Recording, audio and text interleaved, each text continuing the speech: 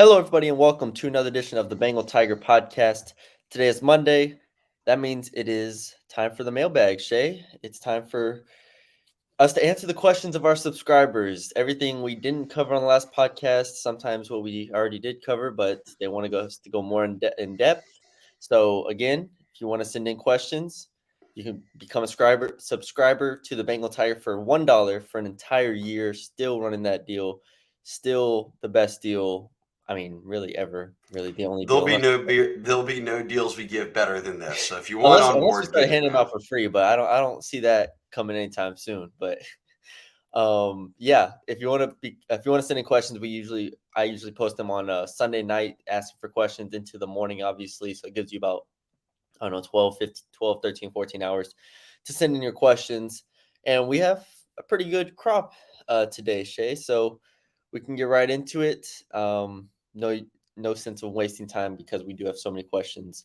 So we can just kind of rapid fire these things off a little bit. All right, let's go. Number one, sent in from Mr. Virgo. How do you think the secondary shakes out with Major Burns being out a few weeks?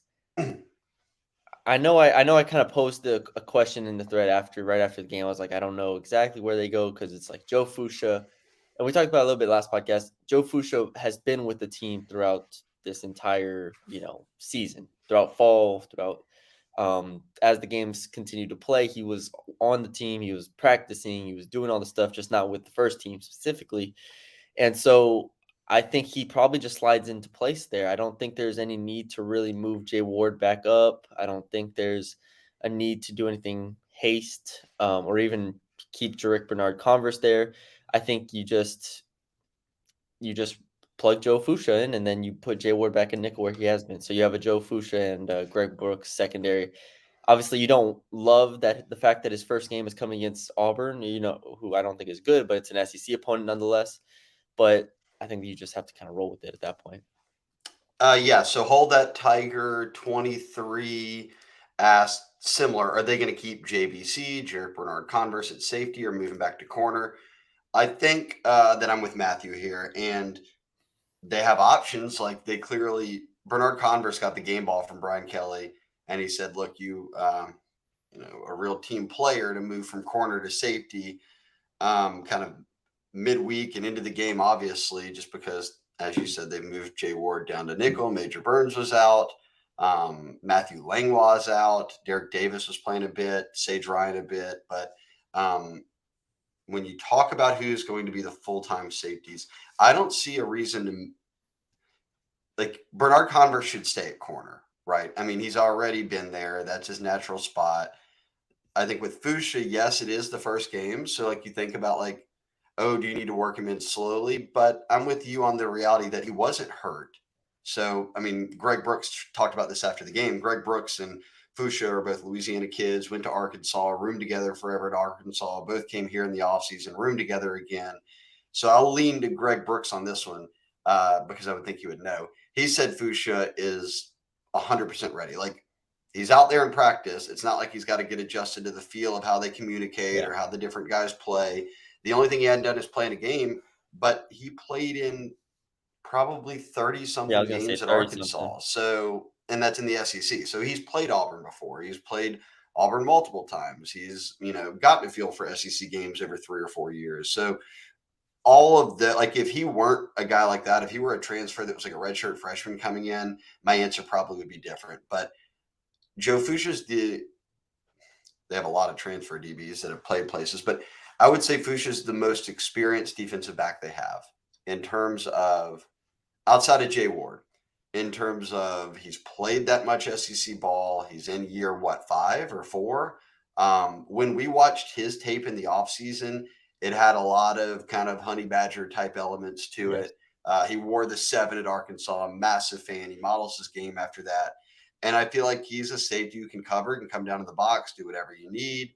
Um, I'm a big Joe Fuchsia fan. Like I was a bit surprised that the Arkansas whatever like academic credits didn't transfer. He had to miss a few games, but this is someone that I think boosts LSU secondary in a big way. So I have no reason not to think he wouldn't be out there immediately, and could be looking at a situation where Greg Brooks and Joe Fuchsia, two Arkansas kids, are their starting safeties, especially if you want Jay Ward at nickel. Yeah, I'm trying to see where I had Joe Fuchsia ranked when I did those Did transfer you rankings. have did you I have had him Mekhi Wingo second. 1? I had Jarek Bernard Converse 1. I had Joe Fuchsia 2. Miles Frazier, Mackay Gardner, Kyron Lacey. So yeah, decent list. Where's Jaden on this Greg list? Brooks. I did not put Jaden was not on this list. Oh, When did this was J done maybe when did yeah, before this he was this transferred? was before Jaden transferred. This was February 6th. Okay. So these were Jaden all the guys who transferred in committed March. and signed. All right. All right. I was Yeah. about to start picking apart your Hold thing. on. I'm trying to think. Yeah, I was like, hold on. I had to scroll through the list. I was like, where the heck is happening? I would Noah say Kane now it 9. would be This is a really good Jaden. list. Noah No, Kane it's was not. 9. Calm Tremont down, Church Matthew. You was did it in 10. February. We got to have a whole. We're missing some guys here. You got to add. Yeah, We're this getting is off only topic 10. here on the mailbag. This should actually be a good. We'll just ask someone to mailbag this, and we'll do a story out of this. I would now rank Jaden 1, Yeah. Wingo 2. I'd have to Wingo think about stepped in that. for Mason Smith when he got He has. injured. He's played really well. I think I put that's tough. That's tough. I'd have to think about that for a minute. But I did have Tremont Shorts at 10, and he's not currently starting. I had Noah Kane at 9. He's not playing a bunch. I Where'd did you have and Kyron West Lacey. Weeks? The man's putting on a clinic as See, a backup linebacker. Weeks is probably the only one. I had him at 11. I had him at Okay. last. Well, Didn't see that coming. nope. Yeah, well, good for West Weeks. Good for Weeks. All right. Next question from Tiger Cycline? Cycline. Daniels was patient in the pocket Saturday and delivered accurate throws. Do you think this continues in SEC play, or was this more of a one-off due to inferior opponent? I think it was largely due to the offensive line protecting the best that it has. I think that was a big thing because his running and him dropping his eyes was because of the offensive line in a lot of ways. Like I wrote about this when I did the final lines. It's Jaden doesn't run because it's designed, or he doesn't run because it's the easiest thing to do. He runs because a lot of times he feels pressure, and so when that happens, then he's gone. And as we saw against Southern for the most part, where he only ran 3 times, and as we saw against New Mexico, whenever there's a pocket, he can just stand there. He's fine with that. Now, if there's nothing open down the field and if he feels pressure, then he starts to get a little jittery and starts to go from there. I think it comes down to offensive line play. If the offensive line can block, he'll be he'll stay more in the pocket than what he did against Florida State and I think even Mississippi State. I mean, he'll still run, but I think that's just comes with the Jane Daniels. No, I'm with you. I think to to sum up too, and you talked about this last week on the pod. When you play Southern and New Mexico, they should have no business, in the front seven getting after your offensive line or getting to your quarterback. And those were the two games where Jaden's rushing numbers were by far the lowest. I mean, Yeah. he had time. He was going to sit back there. So I'll be interested to see at Auburn kind of how they handle that, how much is designed, how much he takes off early, and how much is kind of just sitting in the pocket and letting things develop. An ongoing discussion point there for sure. Let's see, Famous Amos. Excuse me. This is like it's a deep thought here from I Famous know Amos. we gotta have a character limit on. Well, it's okay. So he says, I saw a tweet the other day that talked about how BK, unlike O, spends much of pregame interacting with recruits and big donors on the sidelines before going to the locker room. Now that y'all have been around BK for almost a calendar year, what are some things you've noticed about his methods that stand out? What really seems to be connecting, especially having seen both Les and O regimes? Okay, well, I saw both regimes. I Yeah, would you say have. that the part about O not interact or like BK spends much of pregame interacting with recruits and big donors, unlike O. I wouldn't say that's necessarily true. O probably spent more of pregame interacting with recruits than Kelly did. I mean, he would walk around with guys forever out there. Um, Big donors, I don't know. I guess I'm not paying attention right now to what Kelly does or really what O did every time. But I guess by big donors, they mean maybe big donors who are on the sidelines, kind of walking around before they go up to the suites. That's kind of I see Scott Woodward down there doing that a lot. Maybe not as much the coaches unless it's kind of a quick handshake and talk. But in terms of what we've noticed about BK's methods that are different to you and that really seem to be connecting? I think the biggest thing for me is this real commitment to accountability across the board. And it's, graduating champions is his kind of motto, but I would say the balance of academics and football is one that they take pretty seriously, and one where even if we go back to like the summer and off season, whenever they named those SWAT team leaders, like that was something. It's basically like they picked a bunch of players. All the players were then responsible for another random group of players, Yeah. not really based off position or anything like that. I think that's a good way to. It just created all these levels of accountability. Jack Besh talked about it to where, whatever group, all the groups were then put up there between how they did at practice, their academic standing, all that. And those scores are put up on the big screen. And Jack Besh was like, well, if you're last or down at the bottom, like everybody knows it. Your name gets put up there and you're considered a bad teammate. And he's like, and then as a tier leader or a team leader, whatever it was called, SWAT leader, he was like, we would then have to hold the guys accountable for show up to practice on time, show up to workouts on time, show up to class, make your grades, because if you don't, then that makes us look bad as team leaders. And now we're all having to run. And all of the guys sort of, they were taken aback by it and kind of, I think it took time for everyone to buy in at different levels, but now I think it's pretty evident that it's run from the top down based off of accountability above everything else. And it doesn't seem like they've got any personalities, even in this NIL era right now, that are like tearing the team apart or anything of that nature. It seems like everybody's kind of on the same page. And they had to get through a quarterback battle. They had to get through a ton of transfers who were taking jobs from guys that were already on the team. So there's so many dynamics at play there that I think that just kind of leading with, hey, this is team first before anybody else is really driven home. And I'm not saying that the prior coaches didn't do that. I'm just saying it's clear that that's kind of the Kelly approach, if you will, or at least how he wants to build out this foundation. I think this next one's from me, Matty B. I don't know. That's a deep thought. I'd have to think more about that one too, Yeah. to kind of hit on all the nuances. NC Tiger fan, is this for? I think these people want me to answer all their special teams questions because I've just been red hot on them. Overall assessment of special teams play, considering some challenges Saturday. NC Tiger fan gives the examples: missed a field goal, had a kickoff go out of bounds, or penalized multiple times in the return game. It's always something different. It's always something different. Now they're holding in the return game. Now they're kicking it out of bounds. Now they're actually missing field goals, like not getting blocked or whatever, just straight up missing it. Yeah. Some of it's coaching, some of it's performance, some of it is kicking wise. They do not have the talent they had with Cade York and Cole Tracy. Like, we all get that.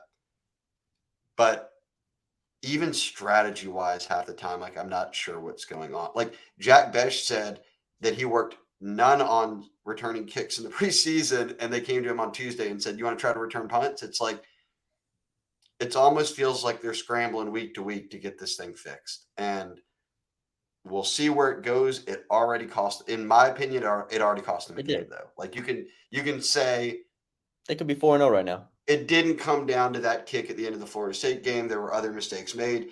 Sure, some of the other mistakes were also on special teams, though. So I put that loss on that unit in the first game, at least of why they didn't go to overtime, certainly. So work in progress for me. I mean, I tell you, I don't think that they're not out there trying to coach it, but boy, are they not doing a great job of executing. It's kind of baffling. And Matty B, I think it'll cost them another game. If it doesn't get cleaned up, special teams will cost them another game.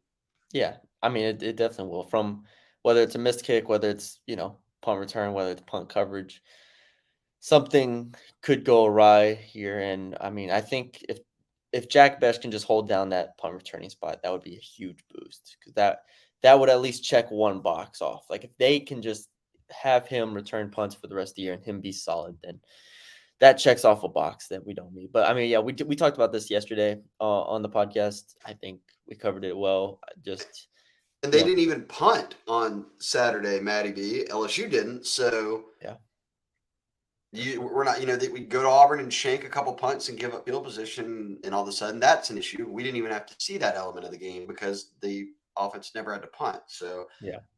I don't know. Ongoing discussion there. All right, next question. I'm not gonna say the name because we're trying to monetize these videos now. So I'm not sure that's even a real word. I have no Haver? idea. It's cool. It's cool. It's cool. So how should I feel? Florida State wasn't great, but they almost pulled it off. Southern was whatever. Mississippi State outcome was awesome, and the defense seems legit. Without the muff, game is probably much tighter. New No Mexico doubt. sucks. LSU was dominant. Can we say we've learned much? Very solid eval from him there. I'd probably agree with all that. Can we say that we've learned much outside the defense seems good and very encouraging? The secondary isn't a disaster. Auburn is bad. LSU should win, maybe even comfortably. So, are we likely going into the Tennessee game not knowing how good or bad this team is? I com I mean, yes, I think all that's accurate, but I think we know pretty well how good or bad this team is. I think I said it last podcast. I think they are a very, very good defense, borderline elite defense, and offensively, I think we know what we're getting from Jaden Daniels at this point. We know what we're getting from the receivers. The offensive line, yes, is probably the one thing I still don't 100% know. Even though they did, play well against Mississippi State and we're good against New Mexico, that's probably the thing going against, SEC defensive lines. We'll have to see, but and the run game, I think the run game is still going to be ve not great, throughout the season. So I think if you've just been paying attention to, like, this is what we can pull from this game, this is what we can pull from that game, I think you could piece it together, and I think we have a pretty good understanding of how good this team is. 100%. And I think Haver broke it down well there. He answered his own question, which I agree with both of them. You do too. D does seem legit. The secondary, which I honestly thought, specifically cornerback, would be one of the worst areas on the team, just because I thought they patchworked it with transfers that I was Yeah. completely unsure of. Um, I guess I'm wrong there. They'll get tested more, obviously, but so far, after a month, they definitely do not look like a disaster, which, as he said, is encouraging. And I'm with you. Like, offense, you already know they don't have a running back that's getting 15, 20 touches a game. They're giving it to four different guys. They have an offensive line that probably pass pros a little bit better at times and run blocking. Like, there hasn't been a ton of room to run in some of these games, certainly not out of the gates, but it is what it is there. You already knew that you were kind of piecing it together, and you have two freshmen starting it. Like, wait till they play Bama and let's Will Anderson and them are coming off the edge, right? Like, that there's going to be games where it's evident that you've got two guys who are 18 starting an offensive tackle, but they're very high upside players, so they're good. And like, we already knew they had a really talented receiver room. Nothing has changed there. And Daniels, I think we've learned that Daniels can be coached into this offense to be a much more efficient passer than he was ever at Arizona State. And he's not turning the ball over. He's protecting it. His legs are what I thought they were and are getting them out of situations. Like, I think so often before the season, Matty B, people were like, okay, how do you create the offense around Daniel's legs to where there's like all these design runs? And there's some of that, but a lot of Daniel's stuff has been when either just tucking it and running it or the pocket breaks down, he's going to run it and get you extra yards. I actually really like that element from him. So would I like him to be more patient, see the field? Like, yeah, I'd like him to be the perfect quarterback if I'm an LSU fan. Like, that sounds great, but his numbers are good enough. He's in the high 70 completion percentage, hadn't turned it over, throws for a couple hundred a game, runs for 100 a game when they're not playing bad competition. So, yeah, I kind of say that I we do know what they are. And I think it's still about a 7, 8 win team Yeah, if I don't everything think goes right. I don't think we have another Jaden question. Real quick, I want to mention before the year, I mentioned a lot of people were talking about the quarterback that can get the ball to the playmakers the best. And I asked the question. I don't remember when I asked it, what podcast or what when it was, or whether I was even here yet. But I was like, yes, getting the ball to playmakers is important. But what if Jaden Daniels is one of those playmakers? Then he just naturally has the ball in his hands. So that's something I feel like we didn't really consider coming into the year. That obviously is every time Jay Daniels drops back to pass, he is one of those playmakers. Like, yes, you would love to get the ball out to Kayshawn and Malik and all these guys to let them make plays, but at the same time, Jaden, as we've seen, can be just as potent as those guys. So that is something that I feel like coming into the year we kind of overlooked, and I'm glad we're getting to see that. So, all right. So if not, I mean, heck, we've learned that. If nothing else. All right. Next question from Chiro Tiger. Um, Looking ahead, our defense looks stout and should handle Auburn. I don't expect much out of Auburn's defense. What are their strengths on defense? Where can LSU exploit them? I will have plenty of Auburn preview stuff coming out later in the week, and we'll have all of our preview podcasts and everything coming out. So I cannot answer that. I watched them play Missouri, or I watched the end of the Missouri game. You watched the Missouri game. Do Bro, you that want to was the get a worst scouting football I've ever report of seen. Auburn? No, those two teams are terrible. Auburn's awful. Awful. It was bad football. Bad What are their football. I don't even know how many strengths they We'll have. For preview real, it. they're terrible. We can preview it later in the week. I said it on the podcast yesterday. The best thing to come out of that game for LSU fans is that Auburn actually won and they didn't fire Harsin, and you have to go over there and play an interim coach and a hyped up team. They're dead in the water. I mean, they are bad, which we knew before the season. Nothing has changed there. Auburn's not a good football team. Yeah. Triple Tiger also asked LSU started receiving votes in the AP and coaches poll today. Florida State looks to be a strong team. They side note: if LSU has a strong showing against Auburn and Florida State has another good week, does LSU have a say at cracking the top 25 leading into the game against Tennessee? I think so. I mean, it doesn't really matter. It doesn't matter fully because the Tennessee game will determine if you're ranked or not after Yeah, that week. because if you So, get ranked 23 and lose to Tennessee, it doesn't matter. You're popped right yeah, back out, and if you beat them, exactly. you're in. So, but Just win yes, the I Tennessee would. game. I would think that if you beat Auburn, which is not some marquee game, but it is on the road and it's the SEC West, so anything counts there, that you would be moving up. But they're still they aren't receiving tons of votes right now. So I think they're still inching closer to cracking into the top 25. We'll see. I guess it They've depends on received how some of 7 votes from the it's AP. not a lot. Not a lot. Kansas received 125. They're 26th. I actually like Clemson and Wake Forest more than I like Florida State. It's also a side take there about the ACC and winter. We're talking ACC here. That's a good question. We have another question about Florida State here. Where was it? It was at the end. Is FSU legitimately it? Okay, Mike, this is yeah, shout from out Mike Mike Stocklasa. Taklasa. Is Florida State legitimate, or are they beneficiary of a weak schedule? Has that game changed your prediction for the rest of the season? I watched Florida State. I mean, they beat Louisville. They've won. Yeah, their schedule hasn't been terribly difficult, They're but all right. I think they're pretty good. I think they're legit. I think Jordan Travis is good. Jordan Travis is good, and We hopefully saw he's that he healthy. wizarded them.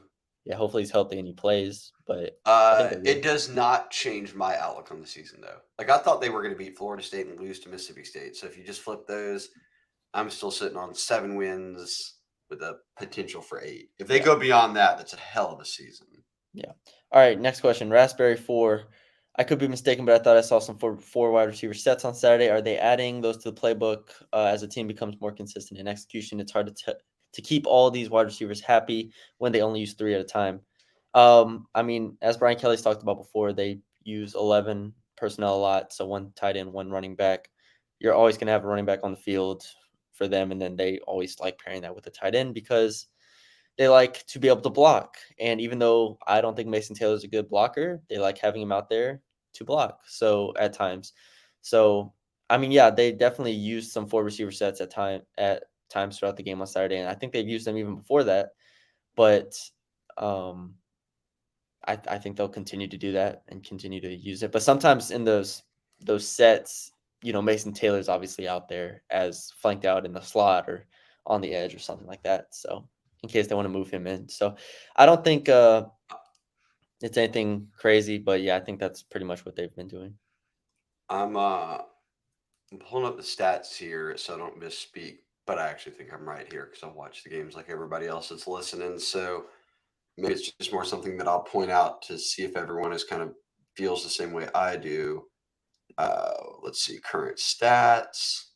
My point here is going to be I actually think, despite only having 3 receivers out there and talking about keeping everyone happy, that they spread the ball around a good bit. I mean, Receiving. All especially right. since they only have 8 scholarship receivers, and one of those is Landon Ibieta, and Chris Hilton has been recovering Okay. from injury. I'm a little off here. Neighbors has taken a heavy target share now. So he's got 20 catches. The next most is 13. But then you get into a group of 13 for Jure. This is catches. So 20 for Neighbors, 13 for Jure, 11 for Brian Thomas, 10 for Butte, who didn't play in one of the games. Mason Taylor has 10 catches. Besh has 8. That's obviously got some outliers to it. He had 4 last game. He was kind of not out there, or wasn't a huge part of the production in the first few games, which they're trying to correct. But point being, Hilton and Lacey would be considered your 1, 2, 3, 4, 5 at this point if you're 6 putting and Besh ahead 7. of them. 6 and 7 receivers, and Yeah, they both have 7 catches. Hilton's gone over 100 already. Lacey's almost to 100. And I think they're then doing that would fine. be it. And Landon Ibieta has still been battling through that concussion in camp and kind of just getting right there. So they're not going to rush him back out there in terms of that. But he's your 8th scholarship receiver. So 7 scholarship receivers are involved in every game. Like Kyron Lacey and Hilton play every game, even when it's close. So I actually think that they're doing a good job of kind of keeping everybody involved when you could certainly just lean on about 3 or 4 of them like most teams would. Yeah, I agree. Raspberry also asked, did Emory Jones play the full game? What was the strategy for Frazier and Bradford sharing snaps? I think I Emory believe, was in the whole game. I believe so. And then Frazier and Bradford both basically. I They think were, they're yeah, trying so to that's figure the out. right guard spot, and they were Yeah, just I think they're trying to figure out rotating. who they want to start. Bradford started 2 games, and now Frazier started 2 games at right guard at least. Yeah, So yeah, I'm with you. I think they're just trying to figure it out there. And then I will note we did see Marlon Martinez get in at center, and even long before he got in, he was taking snaps at center like early in the third quarter on the yeah. sidelines. So we haven't seen him play a game yet this year. He's started games before. He's played in like 20 something games at LSU, but it seems like he might be kind of someone they're trying to test out at center. So O line still has some moving parts, but I think right now that I would guess they probably stick with the same O line for a third week in a row, unless Bradford moves to right guard.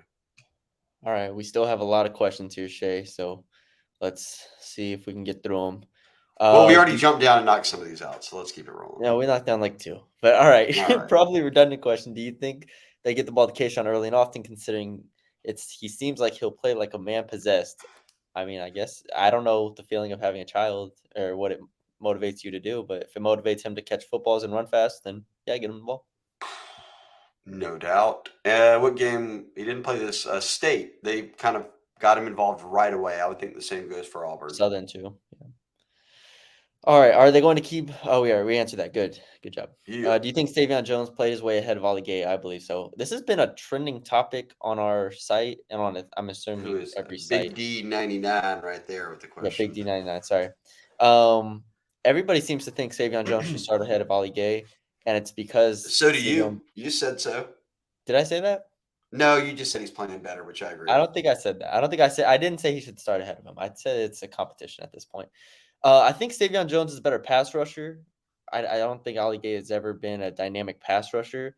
However, there's more to what Ali Gay does. Ali Gay's not playing, the BJ Ojolari role where he's, pass rusher really as his main job. I think part of Ali Gay's job is also in the run game, which kind of gets overlooked.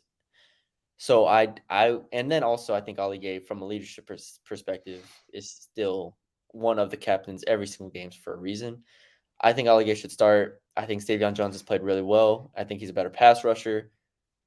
And Ali Gay is kind of just a bigger body out there to help him against the run. So I would start Ali Gay. I think Savion plays plenty. I don't think it matters who starts completely.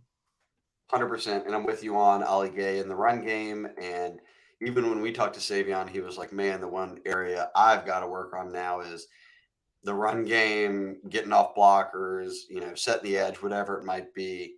Um, he kind of really drilled down that as an And I area think he's going him to at grow in. the So I think him at the jack position where when he filled in for BJ last game against New Mexico is kind of more of what I could see him doing in theory. But once he fills out and everything, I think he'll be fine at defensive I'll end spot. say I'll say one thing too. I was so sky high on Savion coming out, and now that we're on three, Matthew, I do want to point this out just to give some perspective here. On three's rankings for that class Savion it was in, he was a 5 star with Mason Smith. Like I don't think people realize that. Like he was only a 5 star in one place. It was on 3. but they had him as the number two. Now we had him as the number two player in the state behind Mason Smith, and that was Chris Hilton, Langlois, Brian Thomas, Sage Ryan, Neighbors, Besh. You know, you could go up and down the list of guys who were in the state that year. So like he's playing really well, and we're talking about a guy who's got really high upside. Like I think he's one of the best kept secrets on the team, and I don't think he should be starting right now, but he plays a lot. That you're good to go on that front. Yeah, he plays a lot. He plays a lot. He'll get plenty of reps. What do you think the best starting linebacker combo is based on the first 4 games? I think I said it last time. I think I said Baskerville Pin. I think I'll stick with that. Even though, Yep.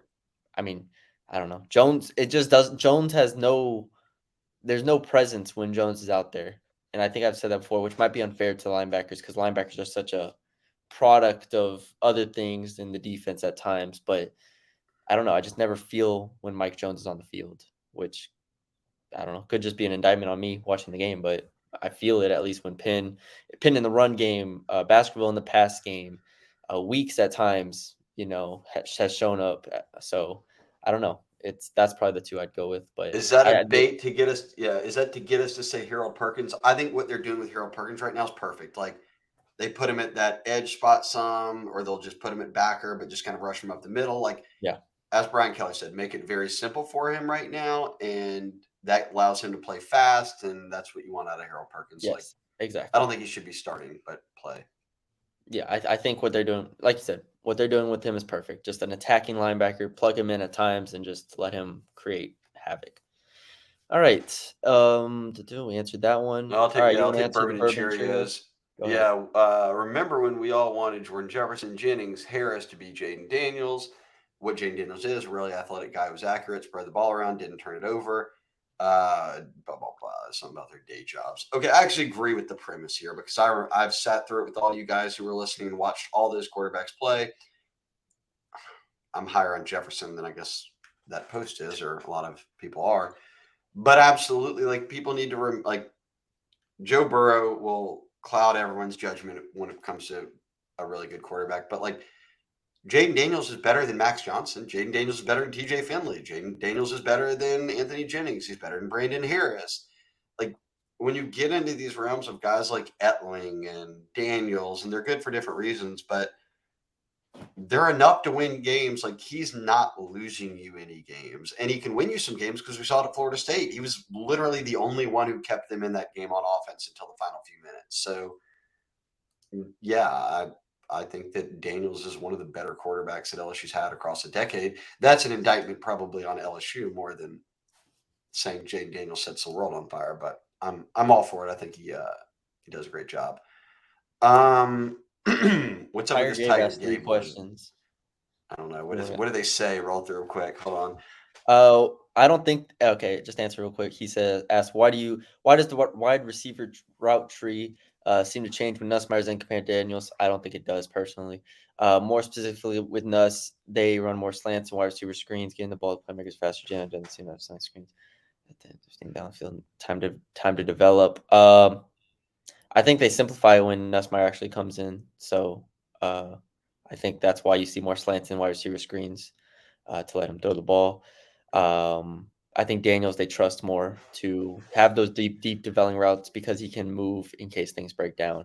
So yeah, I don't think Well, we've I answered don't, the second one plenty before. I think you're right about that. I think they simplify it when Nuss is in. The second one just asked about Besh in a tight end role.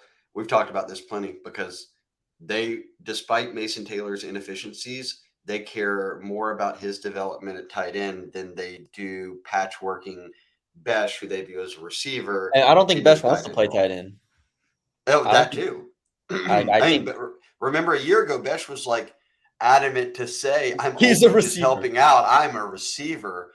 Yeah. So I think they're way more invested in Mason Taylor's future than anything like let's get Jack Besh to go block people this game. Yeah.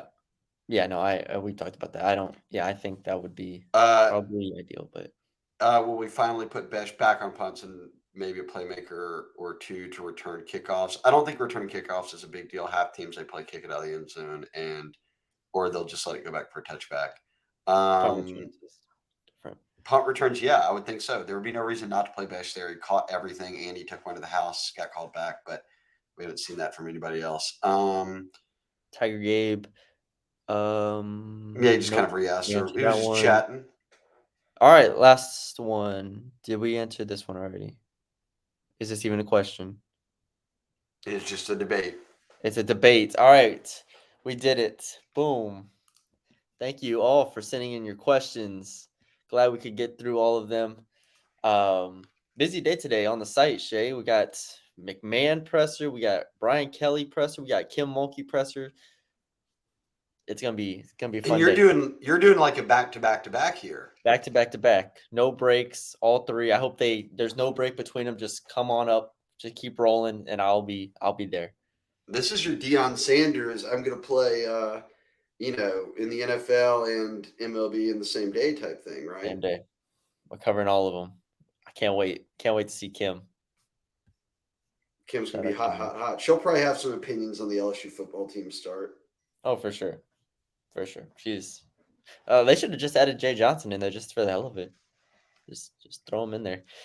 Get all the coaches. All right. That's all we have for y'all today.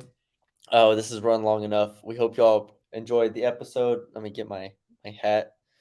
$1 for an entire year still. Bengal Tiger hat. I'm waiting for the day Shay can put this hat on with me. One day that'll happen, hopefully. Until then, we appreciate y'all for joining us. Subscribe on the YouTube. Leave a like, comment, share, all that stuff. Leave us a 5-star rating and review on Spotify, on Apple, wherever you're listening to the podcast. We appreciate it. And yeah, thanks for joining us.